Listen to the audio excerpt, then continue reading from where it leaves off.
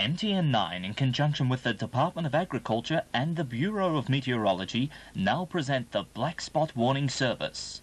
Black Spot has not been active, so curative action need not be taken at the moment.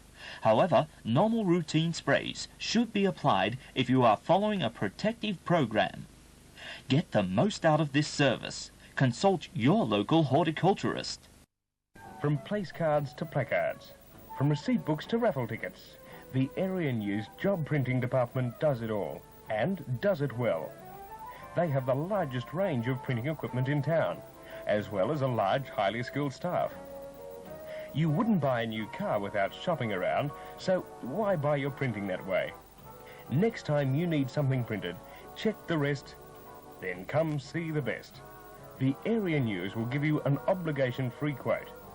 You could be pleasantly surprised. The Area News, more than just your local newspaper. Monday to Friday on Channel 9, The Mike Walsh Show begins your viewing in the best possible way. With a clever mixture of excitement and humour, Mike keeps everything completely entertained. But that's not all. With regular guests like Dr. Wright and a band leader like Jeff Harvey, as well as the varied and interesting people he interviews day by day, the show is complete. See it on MTN9 at noon every weekday.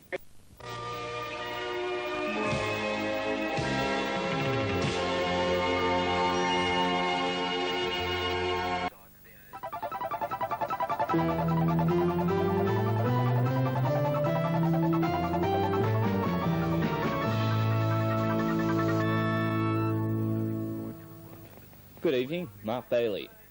The president of the Rice Growers Association of Australia, Mr. Graham Blight, said yesterday he was fearful there might be a major increase in water charges. He said this could have a disastrous effect on the rural industry in this area. Mr. Blight was speaking following the annual conference of the association, which was held in Coleambally on Wednesday. About 240 people attended the conference.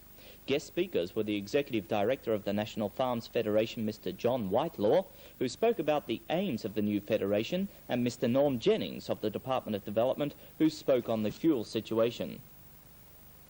A meeting of the 1979 Griffith Vintage Festival Committee will be held on Tuesday night, and it is hoped that people interested in running the 1981 festival will attend. The meeting will be held at the Visitor Centre in John Darien Avenue, Griffith, at about 8 p.m. A committee spokesman said yesterday the meeting had been called in the hope that a working committee would be formed to operate for the next 6 months. And in February, a general meeting will be called and formal preparations will begin. The spokesman said the working committee could study the Constitution during the 6-month period and would then be in a position to see if any changes were needed. He said it would also give them a head start with the arrangements.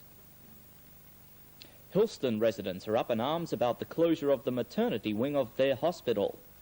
According to the hospital's board, the decision to close the wing was made because of a need to reduce the number of beds at the hospital and the shortage of trained nurses. The board says it regrets the need to close the wing, and it has received a notice from the Health Commission about the need to reduce bed numbers.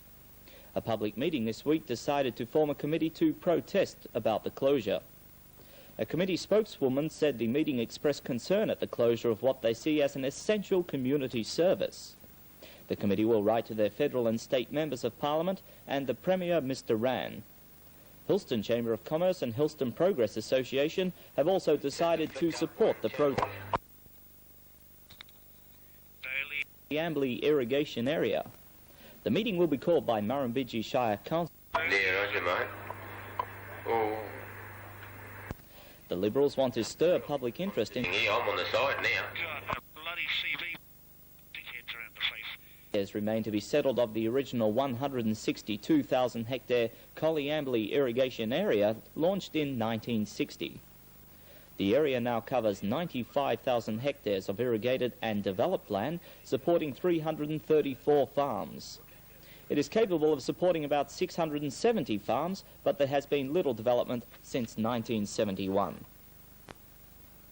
A major award in the Griffith Agricultural Society Meat Week competition. Well, we've had enough of the... Right, yeah, 127. The garages are owned by Mrs. Fashin, who was out at the time of the fire, and the freezer and its contents were destroyed. $450 is the estimate of damage, and police believe an electrical fault was the cause of the fire. In the major semi-final of the Group 20 Rugby League between Yanco Wamoon and Waratahs at the Leeton Cricket Ground on Sunday, uncertainty clouds the Yanco Wamoon team. Yanco Wamoon's captain Keith Alton has missed the last 2 competition rounds through suspension, and Yanco Wamoon's form against Black and Whites in the last round at home and away games has coach Bill Watson pondering on a late decision on the selection of his side. Defending premiers Waratahs trained impressively during the week, and with 3 premierships behind them, have approached the match knowing it will not just be another game.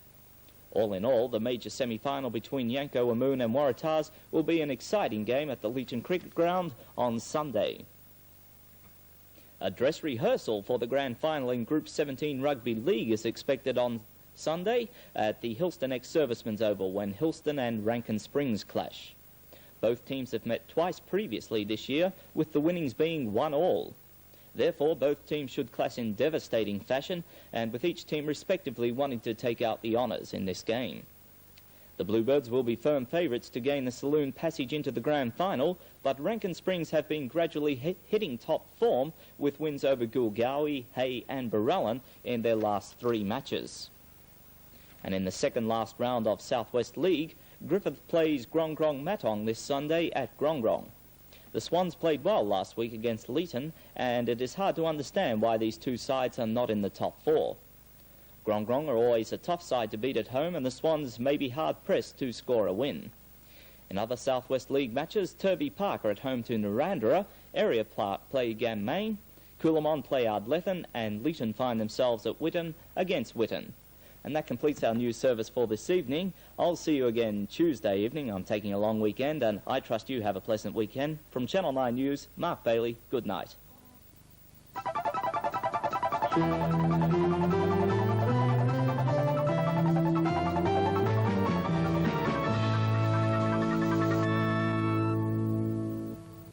Good evening and welcome to Channel 9 News. I'm Dave Stewart. Griffith air travellers will have direct flights to Melbourne morning and night on most days as part of Kendall's Airlines' new route structure. Recommended he be given authorisation to appoint a surveyor to start surveying the road alignment and proposed resumptions. Well, that's all we have for you tonight in Channel 9 News, but do stay tuned. We have the weather conditions coming up very shortly. Protein, the vital part of our daily diet. Increase your family's intake with Sunwise Promax, now in the new blue plastic bag. Promax now joins the milk loaf, toast loaf and wholemeal loaf. Promax is starch reduced, ideal for the weight conscious. The handy 450-gram size, great for young married or elderly couples. A fresh loaf more often with less waste. Sunwise, the bread that's made naturally. No artificial colouring, no artificial additives. Watch for the loaf with the sun. And now it's time for Graham Stevenson's weather report.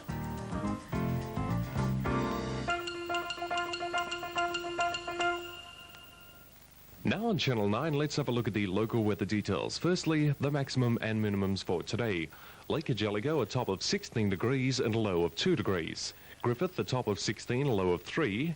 No maximum recorded in Hay and a low of 5 degrees. Hello there, a lovely spring day in Griffith today, and I hope the viewing will match that day.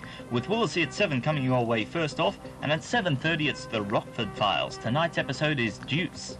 The local news and weather follows that, and then your mystery theatre, MacLeod meets Dracula. Sounds interesting? Vegas follows that, and then we'll be closing down at 11:10. But right now, it's Willisey at 7. You're watching Channel 9.